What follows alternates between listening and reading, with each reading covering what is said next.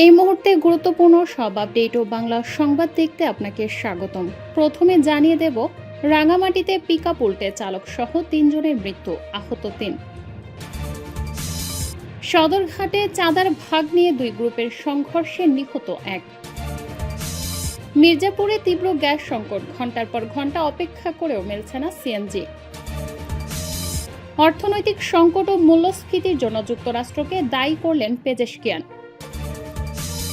সর্বশেষে জানাবো, সময় বেড়েছে ৪ বছর, ব্যয় বেড়েছে ৩,৫০০ কোটি টাকা। শিরোনাম শুনলেন, এবারে বিস্তারিত। তবে একটা অনুরোধ থাকবে, এই ভিডিওতে একটা লাইক ও কমেন্ট করে জানিয়ে দিন কোন জেলা থেকে বা কোথা থেকে দেখছেন। রাঙামাটিতে পিকআপ উল্টে চালক সহ ৩ জনের মৃত্যু, আহত ৩। রাঙামাটি সদর উপজেলার সাপছড়ি ইউনিয়নের মানিকছড়ি এলাকায় নিয়ন্ত্রণ হারিয়ে একটি পিকআপ উল্টে চালক সহ ৩ জন নিহত হয়েছেন। এ ঘটনায় এক নারী সহ আরও ৩ জন গুরুতর আহত হয়েছেন। রোববার ভোর ৫:৩০টার দিকে মানিকছড়ি আর্মি ক্যাম্পের সামনে রাঙামাটি খাগড়াছড়ি মহাসড়কে মর্মান্তিক দুর্ঘটনা ঘটে। কোতোয়ালি থানার ভারপ্রাপ্ত কর্মকর্তা ওসি মোহাম্মদ জসিমউদ্দিন বিষয়টি নিশ্চিত করেছেন। রোববার ১৬ আগস্ট ভোর ৫:৩০টার দিকে মানিকছড়ি আর্মি ক্যাম্পের সামনে রাঙামাটি খাগড়াছড়ি মহাসড়কে মর্মান্তিক দুর্ঘটনা ঘটে। কোতোয়ালি থানার ভারপ্রাপ্ত কর্মকর্তা ওসি মোহাম্মদ জসিমউদ্দিন বিষয়টি নিশ্চিত করেছেন। নিহতরা হলেন মেঘরানী চাকমা বয়স ৪৫, শান্তনা চাকমা বয়স ৩৮ ও শান্তিরঞ্জন চাকমা বয়স ৬৫। পুলিশ ও প্রত্যক্ষদর্শীরা জানান, রাঙামাটি শহর থেকে যাত্রী নিয়ে একটি পিকআপ চট্টগ্রাম মেট্রো নং ১১-২৫-৯৯ কুতুবছড়ি বাজারের দিকে যাচ্ছিল। পথিমধ্যে মানিকছড়ি আর্মি ক্যাম্পের সামনে পৌঁছালে গাড়িটি নিয়ন্ত্রণ হারিয়ে সড়ক থেকে ছিটকে পড়ে দুমড়ে মুচড়ে যায়। এতে ঘটনাস্থলেই ৩ জনের মৃত্যু হয়। দুর্ঘটনার পর স্থানীয়দের সহযোগিতায় পুলিশ ও সেনাবাহিনী দ্রুত উদ্ধার অভিযান পরিচালনা করে। গুরুতর আহত শোভা চাকমা বয়স ৫২, জ্ঞান বিকাশ চাকমা বয়স ৫০ এবং সুমন চাকমা বয়স ৪৫কে উদ্ধার করে আশঙ্কাজনক অবস্থায় রাঙামাটি জেনারেল হাসপাতালে ভর্তি করা হয়েছে। কোতোয়ালি থানার মানিকছড়ি পুলিশ ক্যাম্পের ইনচার্জ উপপরিদর্শক খোকন কান্তি রুদ্র জানান, নিহতদের মরদেহ উদ্ধার করা হয়েছে এবং আহতদের চিকিৎসায় তাৎক্ষণিক ব্যবস্থা নেওয়া হয়েছে। এছাড়া দুর্ঘটনাগ্রস্ত গাড়িটি জব্দ করা হয়েছে এবং এ বিষয়ে আইনি প্রক্রিয়া গ্রহণ করা হচ্ছে। সদরঘাটে চাঁদার ভাগ নিয়ে ২ গ্রুপের সংঘর্ষে নিহত ১। পুরান ঢাকার সদরঘাটে চাঁদাবাজির টাকা ভাগাভাগি নিয়ে ২ পক্ষের মধ্যে সংঘর্ষে মিতুল নামে এক যুবক নিহত হয়েছেন। শনিবার রাত ১১টার দিকে সূত্রাপুর থানার ইস্ট বেঙ্গল সুপার মার্কেটে এ ঘটনা ঘটে।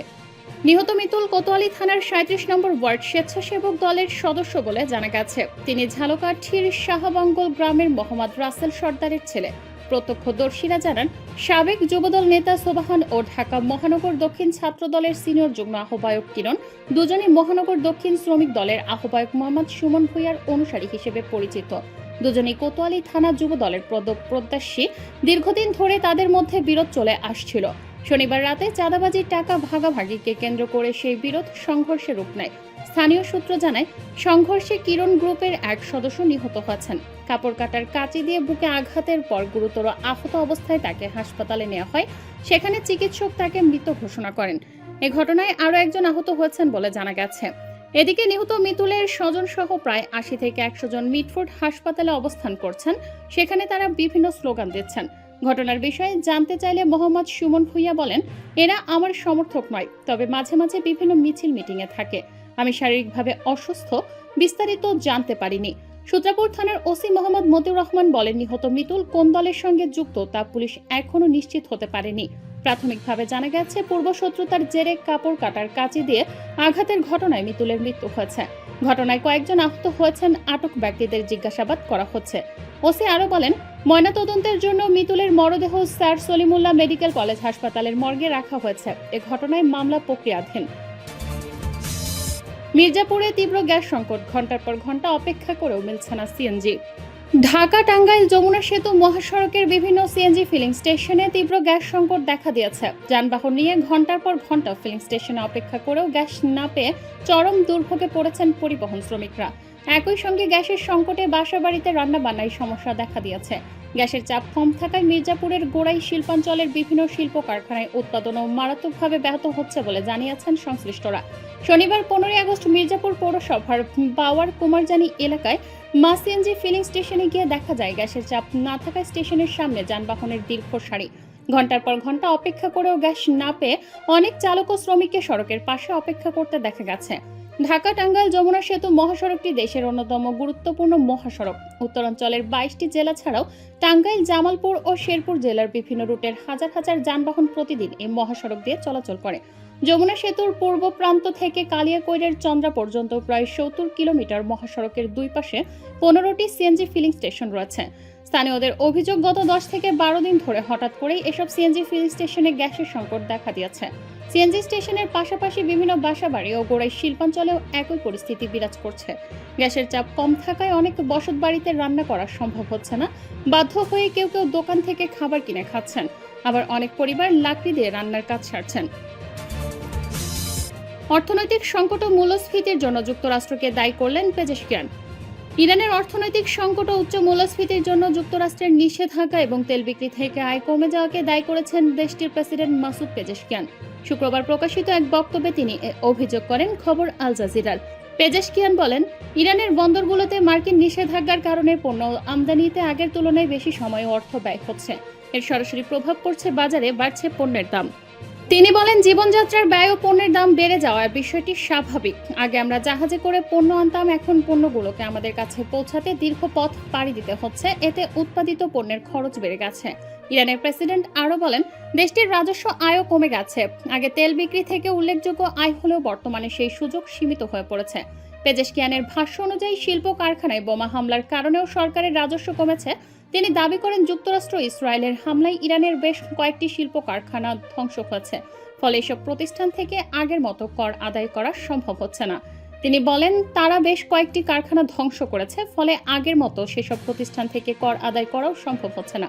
তবে এসব সংকটের মধ্যেও দেশের অর্থনীতির চাকা সচল রাখতে হবে বলে মন্তব্য করেন ইরানি প্রেসিডেন্ট।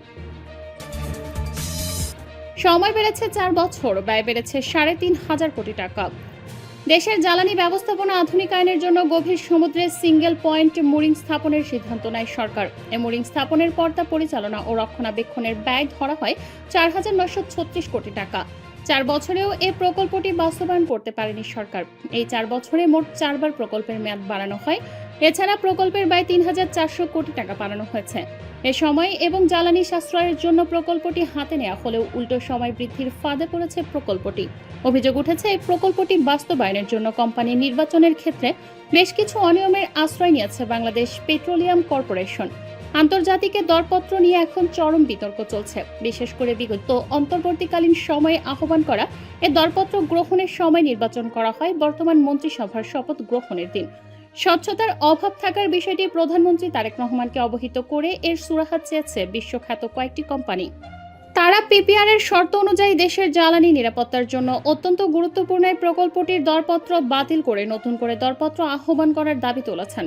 প্রসঙ্গত, সিঙ্গেল পয়েন্ট মুরিং বা এসপিএম হল গভীর সমুদ্রে স্থাপিত এমন একটি ব্যবস্থা যার মাধ্যমে বড় ট্যাঙ্কার থেকে অপরিশোধিত তেল বা জ্বালানি সরাসরি পাইপলাইনের মাধ্যমে তীরে বা রিফাইনারিতে স্থানান্তর করা হয়।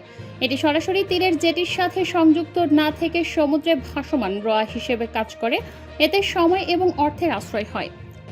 এতে সময় এবং অর্থের সাশ্রয় হয়।